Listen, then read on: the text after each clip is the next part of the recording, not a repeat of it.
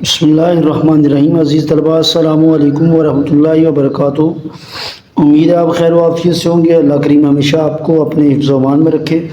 عزیز طلباء، آج کی اس ویڈیو میں ہم مضمون پڑھیں گے۔ مضمون کا موضوع شجرکاری کی اہمیت و افادیت ہے۔ اس مضمون میں عزیز طلباء ہم پڑھیں گے شجرکاری کے کیا فوائد ہیں اور اس کی کیا اہمیت ہے۔ ریڈنگ کریں گے، ریڈنگ کے ساتھ آپ کو اس کو لکھنے کا طریقہ بھی سکھایا جائے گا۔ عزیز طلباء، اس میں کس طریقے سے آپ نے حوالہ جات اشعار کی صورت میں، احادیث کے ترجمے کی صورت میں اور آیات کے ترجمے کی صورت میں کیسے لکھنے ہیں اور مضمون کو کیسے مکمل کرنا ہے۔ تو عزیز طلباء، ریڈنگ کرتے ہیں۔ ریڈنگ کے دوران جو ضروری باتیں ہوں گی آپ کو بتائی جاتی رہیں گی اور بتائی جائیں گی، ساتھ میں ورڈز کے میننگ بھی بتائے جائیں گے۔ مشکل تراکیب کمانے کی کوشش کیجئے گا، ذہن نشین کیجئے گا۔ اللہ رب العزت نے اس کائنات کو وجود بخشا اور اس میں بے شمار مخلوقات کو پیدا کیا۔ وجود بخشا یعنی شکل دی۔ ان مخلوقات میں سب سے افضل اور اشرف انسان کو بنایا۔ انسان کی مادی اور جسمانی ضروریات کو پورا کرنے کے لیے وسائل کا ایک ختم نہ ہونے والا خزانہ زمین کے سینے میں رکھ دیا، یعنی زمین کے اندر جو ہے وہ زمینی پیداوار کی صورت میں یا زمین کے اوپر پہاڑ اور پتھر اور ندی نالوں کی صورت میں۔ مزید یہ کہ اللہ عز و جل نے اس کائنات کو پہاڑوں، جنگلوں اور دریاؤں، ندی نالوں اور دیگر مختلف چیزوں سے مزین کر دیا، یعنی ان سے آراستہ کر دیا۔ قرآن پاک کی آیت کا ترجمہ ہے، اور زمین کو ہم نے پھیلا دیا ہے اور اس پر اٹل پہاڑ ڈال دیے ہیں اور اس میں ہم نے ہر چیز ایک معین مقدار سے اگا دی ہے۔ تو عزیز طلباء، یہ آیت کا ترجمہ ہے۔ اس کو لکھنے کا طریقہ کچھ اس طرح ہوگا کہ ہم اگر صفحے کی مثال کے طور پر مارجن لائن، یہ یہاں پر مارجن لائن اگر شمار کر لیں، اس کی ایک ایگزامپل کے طور پر میں آپ کے سامنے ایک پیج رکھتا ہوں، آپ اس کو سمجھیے گا۔ اس طریقے سے ہم نے حوالہ لکھنا ہے۔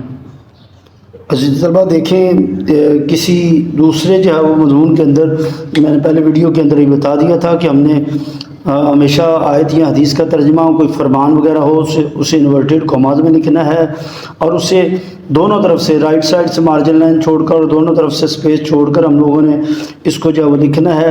اور اس کا یہ طریقہ کار ہوگا، یعنی دونوں طرف سے برابر سپیس چھوڑ کر درمیان میں یہ لکھا جائے گا پیراگراف سے نکال کر، جس سے لینتھ بھی کریٹ ہوگی، رائٹنگ بھی امپروو ہوگی اور جو ہے وہ مضمون بڑی آسانی سے خوش خط لکھا جا سکے گا۔ بالکل اسی طرح جو شعر لکھنا ہے عزیز طلباء، وہ بھی کوشش کی جائے گی مارجن لائن کے قریب یہ شعر کا سائن لگایا جائے۔ اس کے بعد جو ہے وہ پہلا مصرع لکھا جائے۔ جیسے پہلا مصرع مکمل ہو تو اس کے فوری بعد جو ہے دوسرا مصرع برابر برابر شروع کیا جائے اور برابر برابر اینڈ کیا جائے۔ یہ اس کا خوش خط لکھنے کا طریقہ کار ہے۔ مزید آگے ریڈنگ کرتے ہیں عزیز طلباء۔ جب اس کائنات میں تمام چیزیں موضوع اور مناسب مقدار میں ہوں تو توازن کہلاتا ہے۔ جب تک یہ توازن قائم رہتا ہے، فطرت کی ہر شے نہایت ہی خوبصورت اور دلکش معلوم ہوتی ہے، لیکن جب اس فطری توازن میں بگاڑ پیدا ہوتا ہے تو اس کائنات میں موجود ہر جاندار کو مسائل سے دوچار ہونا پڑتا ہے۔ اسلام یعنی اس سے مراد یہ ہے کہ جب نیچر کو تبدیل کیا جائے، جب زمین کی شکل و صورت کو تبدیل کیا جائے، زمین کے اندر تبدیلی آئے، تو پھر حادثات و واقعات زلزلوں کی صورت میں معاذ اللہ یا کسی اور آسمانی آفات کی صورت میں پیش آتے ہیں۔ اسلام ایک مکمل اور خود خوبصورت دین ہے اور مومن کی زندگی، اس کے باطن، اس کے ظاہر اور اس کے ماحول کو صرف خوبصورت ہی نہیں بلکہ پر نور بھی بناتی ہے۔ اسلام ایک ایسی سادگی چاہتا ہے جو سراپا حسن ہو، یعنی مکمل طور پر حسن کا مجسمہ ہو۔ اس کا ثبوت ہمیں آپ صلی اللہ علیہ وسلم کی زندگی سے ملتا ہے۔ رسول اکرم خاتم النبیین محمد رسول اللہ صلی اللہ علیہ وسلم کا ارشاد مبارک ہے، ان اللہ جمیل یحب الجمال، اللہ خود جمیل ہے اور وہ جمال یعنی خوبصورتی کو پسند فرماتا ہے۔ اللہ تعالیٰ نے انسان کو اشرف المخلوقات کا درجہ عطا فرمایا اور اسے اس دنیا میں بھیجا تاکہ وہ اس دنیا میں آ کر اللہ تعالیٰ کی دی ہوئی نعمتوں سے استفادہ کرے، فائدہ حاصل کرے اور اپنی ذہن کی پرورش صحت بخش اور پاکیزہ ماحول میں کرے۔ درخت جنگل سبزہ ماحول کو شگفتگی اور تازگی بخشتے ہیں، اور یہی وجہ ہے کہ اللہ تعالیٰ جنگ کے دوران میں بھی جو ہے وہ درختوں، فصلوں اور سبزہ زاروں کو تباہ و برباد کرنے سے منع فرماتے ہیں۔ قرآن مجید میں کئی جگہ اس کائنات کی سیر کرنے اور اسی ایک خدا کی تمام نعمتوں کا شکر ادا کرنے پر زور دیا گیا ہے۔ اس لیے ضروری ہے کہ ہم ان نعمتوں اور قدرتی برکتوں کی قدر کریں اور ان کی حفاظت میں کوئی غفلت نہ برتیں۔ تو عزیز طلبہ، مضمون کو یاد رکھیے گا، پیراگراف کی شکل میں لکھنا ہے۔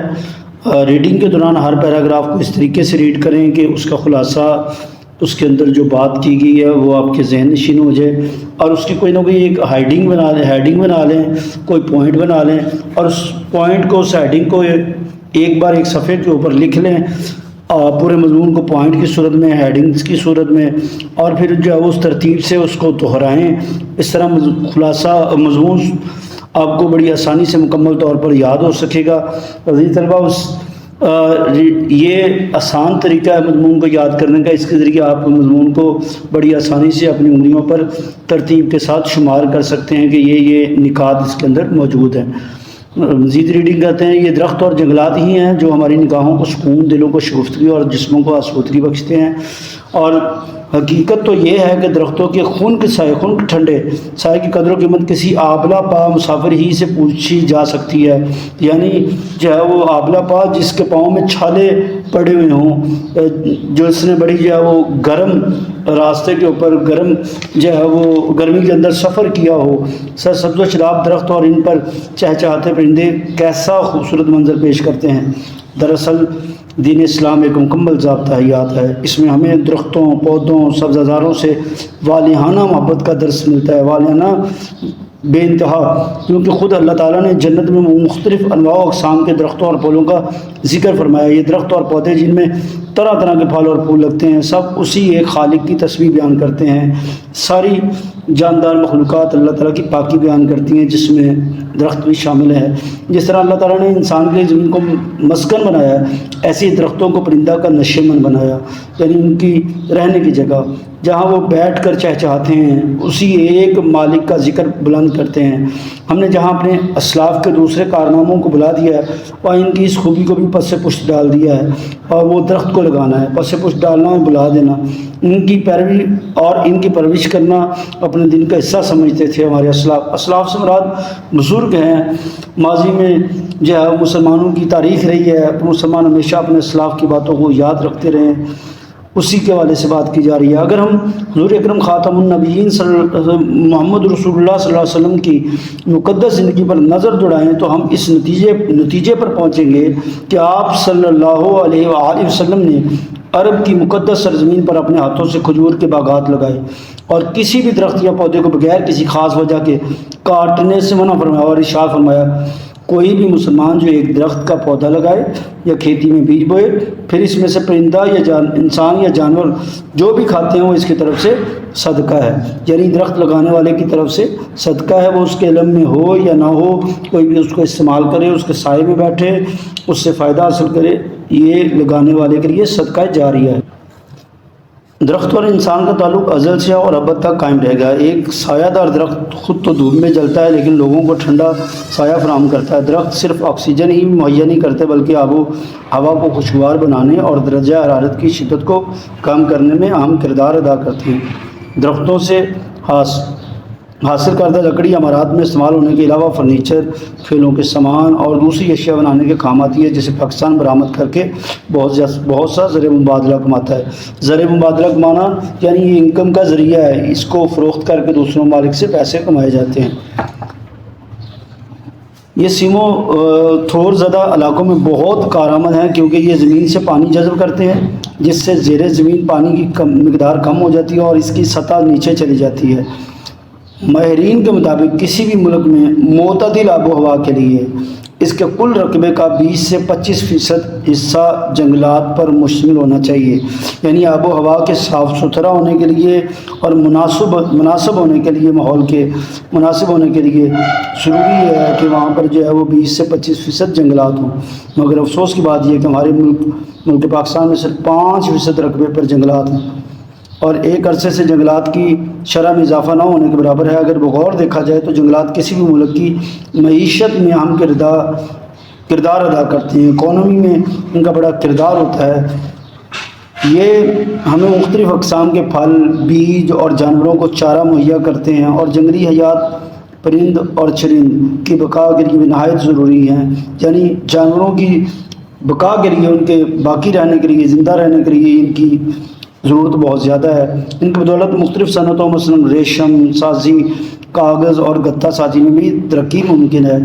دراصل درخت اللہ تعالیٰ کی جانب سے دی ہوئی وہ نعمت ہے جس کا کوئی نعم البدل نہیں، نعم البدل جس کا کوئی اچھا بدلہ نہیں ہے، آلٹرنیٹ نہیں ہے۔ درخت زراعت کے شعبہ میں زمین دار کی معاونت کرتے ہیں۔ یہ نرم و نازک فصلوں کو دھوپ کی شدت سے محفوظ رکھنے کے علاوہ سردی کی شدت سے بھی محفوظ رکھتے ہیں۔ ان پر بسیرا کرنے والے پرندے فصلوں کے لیے نقصان دہ کیڑوں کو ختم کرنے میں معاون ثابت ہوتے ہیں۔ یہی کافی حد تک بارش برسانے کا باعث بھی بنتے ہیں، کیونکہ ان کی موجودگی سے ہوا میں آبی بخارات میں اضافہ ہو جاتا ہے، جو بارش برسانے میں اہم کردار ادا کرتے ہیں۔ درختوں کی جڑیں مٹی کو آپس میں جکڑے رکھتی ہیں، جس کا ایک فائدہ یہ ہوتا ہے کہ پانی کے بہاؤ سے مٹی کی زرخیز طے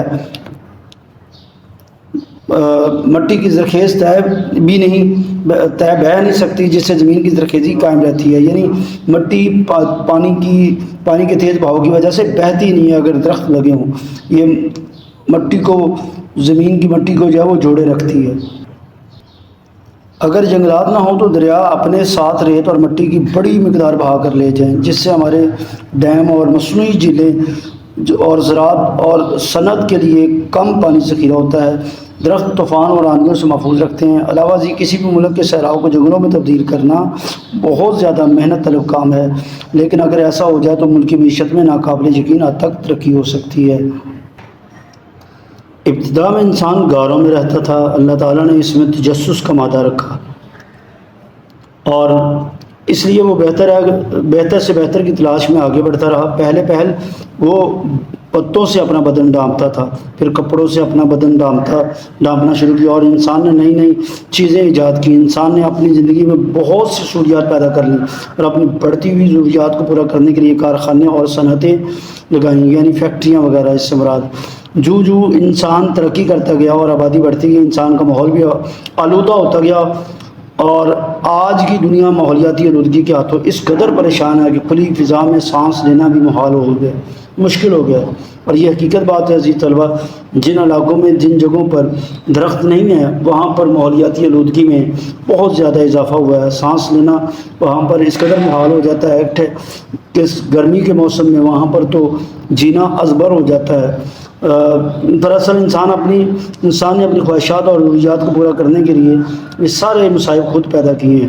آج انسان انسانیت کے درجے سے گر چکا ہے۔ اس کا مقصد بس دولت کا حصول ہے، اور اس مقصد کے لیے ماضی میں بھی جنگلات کاٹے گئے اور آج کل بھی جنگلات کاٹے جا رہے ہیں۔ عزیز طلبہ، شہروں میں اس کی مثال اس طرح ہے کہ جہاں کہیں کھیت ہے وہاں پر کھیتوں کو ختم کر کے سوسائٹیاں بنائی جاتی ہیں، اور سوسائٹی جو ہے وہ سوسائٹی میں درختوں کا التزام، یعنی درختوں کا لگانا لازم اور ضروری نہیں جو ہے وہ سمجھا جاتا، گورنمنٹ کی طرف سے انہیں پابند نہیں کیا جاتا، اور اگر کیا بھی جائے تو عمل درآمد بہت کم ہوتا ہے۔ شجر کاری ہر دور کے انسان کے لیے اہم رہی ہے اور رہے گی۔ پہلے زمانے میں انسان کے پاس گھر نہ تھا تو اس نے درخت کو اپنا بسیرا بنایا۔ جب وہ بھوکا مر رہا ہوتا تھا تو درخت کے پھل ہی تھے جو اسے سہارا دیتے تھے۔ آج بھی انسان درخت سے بہت سے کام لے رہا ہے اور لیتا رہے گا۔ انسان لکڑیاں درخت سے حاصل کرتا ہے، گوند، شہد وغیرہ سب انسان نے درخت سے حاصل کیا۔ جس طرح انسان درخت سے کام لیتا ہے، پرندے اور جانور بھی اس سے کام لیتے ہیں۔ تقریباً سارے پرندے درخت پر گھونسلہ بناتے ہیں۔ سبزی خور پرندے اپنی غذا بھی اس درخت سے ہی حاصل کرتے ہیں، اور غرض کے درخت انسان کے لیے ہی نہیں پرندوں اور جانوروں کے لیے بھی مفید ہے۔ کسی شاعر نے کیا خوب کہا تھا، پیڑ سے پیڑ مل کے روتا ہے جب کوئی پرندہ شکار ہوتا ہے۔ آج دنیا کو ایک اور بڑا مسئلہ درپیش ہے، اور وہ ہے گلوبل وارمنگ۔ تحقیقات سے پتہ چلا کہ اگر گلوبل وارمنگ کو روکا نہیں گیا تو یہ دنیا تباہی کا شکار ہو سکتی ہے۔ درخت سے گلوبل وارمنگ کو زیر کیا جا سکتا ہے، یعنی ہر طرف جو ہے وہ گرمی کی شدت بڑھ رہی ہے دنیا کے اندر، یہ درخت کاٹنے کی وجہ سے۔ ہمارے ملک کی آبادی میں روز بروز اضافہ ہو رہا ہے، اور اس کے ساتھ لوگ رہائش اختیار کرنے کے لیے درختوں اور زرخیز زمینوں کو ختم کرنے کے لیے اپنے محل بنانے میں مصروف ہے۔ عزیز طلبہ، گلوبل وارمنگ اصل میں جو ہے وہ زمین پر گرمی کی شدت کا بہت زیادہ بڑھ جانا ہے. یہی وجہ ہے کہ شہروں کے اندر جو ہے وہ سوسائٹیاں اور محل نما مکان بنانے کی وجہ سے یہ سب سے بڑا مسئلہ آ رہا ہے. اچھا، آگے ریڈنگ کرتے ہیں جو نہ صرف ملکی معیشت کے لیے نقصان دہ ہے بلکہ زمینی آلودگی کا بھی باعث ہے. غرض یہ کہ شجر کاری کے سلسلے میں ہماری عدم دلچسپی کے باعث چرند پرند اور دیگر حشرات کے لیے پناہ گاہوں کا فقدان جنم لے رہا ہے. کمی واقع ہو رہی ہے. اللہ تعالیٰ نے پاکستان کو زرخیزی کی دولت سے نوازا ہے، لیکن یہ سونا اگلنے والی زمین آج صحراؤں اور میدانوں میں تبدیل ہو رہی ہے. حکومت پاکستان جنگلات کے رقبے میں اضافہ کی کوشش ہے اور ہر سال بہت سے اقدامات کرتی ہے، مگر ضرورت اس امر کی ہے کہ درختوں کی غیر ضروری کٹاؤ پر مکمل پابندی لگائی جائے اور سال میں کم از کم 2 بار سرکاری سطح پر جو ہے وہ سرکاری مہم چلائی جائے، اور اس کے علاوہ مختلف اقسام کے بیج درآمد کر کے پودوں کی نرسری کو اگا کر عوام کو فراہم کی جائے تاکہ لوگوں میں درخت لگانے کا رجحان پیدا ہو اور ترغیب پیدا ہو. چنانچہ حکومت کے اقدامات سے جنگلات کے زیر کاشت رقبے میں بہتری کی توقع کی جا سکتی ہے، لیکن شجر کاری مہم کو زیادہ مؤثر بنانے کے لیے اس کا دائرہ کار اسکولوں، کالجوں اور یونیورسٹیوں کی سطح تک بھی بڑھانا چاہیے. درختوں کی چوری روکنے کے لیے سخت قانون سازی بھی کافی جو ہے وہ مددگار ثابت ہو سکتی ہے. تو عزیز طلبہ، ہماری مضمون کی ریڈنگ مکمل ہوئی. آپ اس مضمون کو اچھے طریقے سے یاد کریے گا اور جو ہے وہ اللہ تعالیٰ آپ کا حامی ناصر ہو. اللہ حافظ.